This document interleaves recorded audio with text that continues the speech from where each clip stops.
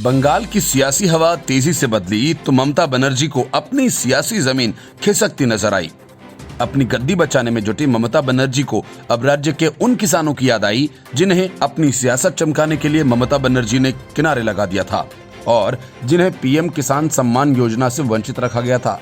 किसानों को मिलने वाली सहायता से वंचित कर ममता बनर्जी ने जो बड़ी गलती की थी, अब वो उसे सुधारना चाहती हैं। ममता बनर्जी ने इस बात के संकेत दिए हैं कि केंद्र सरकार की महत्वाकांक्षी योजना प्रधानमंत्री किसान सम्मान निधि अब पश्चिम बंगाल में भी शुरू की जाएगी। सीएम ममता बनर्जी ने सोमवार को इसका ऐलान करते हुए कहा कि इस योजना को लागू किए जाने से राज्य सरकार को कोई दिक्कत नहीं है। उन्होंने केंद्र सरकार से ऐसे लोगों का ब्यौरा मांगा जिन्होंने वेबसाइट के जरिए खुद का रजिस्ट्रेशन करवाया। ममता बनर्जी ने कहा कि केंद्र सरकार चाहे तो राज्य सरकार के खाते में पैसे न भेजकर सीधा किसानों के अकाउंट में भेज सकती है। हालांकि इसके पहले तक ममता बनर्जी ने इस योजना को बंगाल में इसलिए लागू नहीं होने दिया क्योंकि वो चाहती थी कि केंद्र की योजना का पैसा बंगाल सरकार को मिले और फिर बंगाल सरकार किसानों को दे। लेकिन केंद्र सरकार किसान सम्मान निधि का पैसा सीधा किसानों के खाते में ट्रांसफर करती है ताकि इसमें भ्रष्टाचार का दीमक न लगे और किसानों को उनके हक से वंचित न होना पड़े। अब ममता बनर्जी ने अपनी शर्त को वापस लेते हुए पैसे सीधा किसानों के खाते में डालने की अपील की है। ममता सरकार के इस फैसले के बाद केंद्र ने कहा, राज्य द्वारा दी जाने वाली किसानों के लिस्ट को वेरीफाई किया जाएगा। सीएम ममता बनर्जी ने कहा कि हमने ये महसूस किया कि किसानों को नुकसान नहीं उठाना चाहिए और इसी वजह से मैंने केंद्र से डाटा मांगा है ताकि हम सत्यापन प्रक्रिया शुरू कर सकें। बता दें कि पीएम किसान सम्मान निधि के तहत छोटे और सीमांत किसानों को हर साल 6,000 रुपए दिए जाते हैं। ये 6,000 रुपए साल भर में 3 किश्त के जरिए ट्रांसफर होते हैं।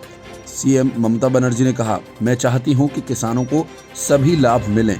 हमारे पास अपनी योजनाएं हैं, लेकिन अगर उन्हें अतिरिक्त लाभ मिलेगा तो उन्हें लाभ उठाने दें। अगर उन्हें लाभ मिले तो मुझे कोई समस्या नहीं है। हालांकि अगर केंद्र हम पर भरोसा नहीं करता है तो यह उन पर निर्भर है। बीजेपी के राष्ट्रीय महासचिव कैलाश विजयवर्गीय ने ममता बनर्जी के फैसले का स्वागत किया। उन्होंने कहा, ये अच्छा है कि राज्य सरकार ने फैसला किया। इससे बंगाल के लाखों किसानों को फायदा होगा और किसानों को एहसास होगा कि टीएमसी किस तरह की राजनीति कर रही थी और उन्हें इसके लाभों से वंचित रखा गया था। पीएम किसान योजना के तहत अब तक 11 करोड़ 4 लाख रुपए का रजिस्ट्रेशन किया जा चुका है। इस योजना के तहत इससे पहले 10 करोड़ 59 लाख किसानों को 96,000 करोड़ रुपए से ज्यादा की राशि सीधा उनके बैंक खातों में पहुंचाई गई थी। इस योजना का सालाना बजट लगभग 75,000 करोड़ रुपए है। बताते चलें कि पीएम किसान सम्मान निधि योजना के तहत सरकार किसानों के बैंक खाते में हर साल 6,000 रुपए जमा कराती है। ये योजना पहले पश्चिम बंगाल में लागू नहीं थी, लेकिन चुनाव करीब आते ही ममता बनर्जी को सीमांत किसानों के हित की चिंता सताने लगी। माना जा रहा है कि केंद्र सरकार की इस योजना से बंगाल के किसानों को वंचित रखने की वजह से ममता बनर्जी के खिलाफ किसानों में काफी आक्रोश था। उनके गुस्से को शांत करने के लिए ममता बनर्जी को अपनी जिद आखिरकार छोड़नी पड़ी। लेकिन ममता बनर्जी सियासत करने से बाज नहीं आएंगी, इसलिए अब उनकी तैयारी नए कृषि कानूनों के खिलाफ विधानसभा में प्रस्ताव पारित करने की है।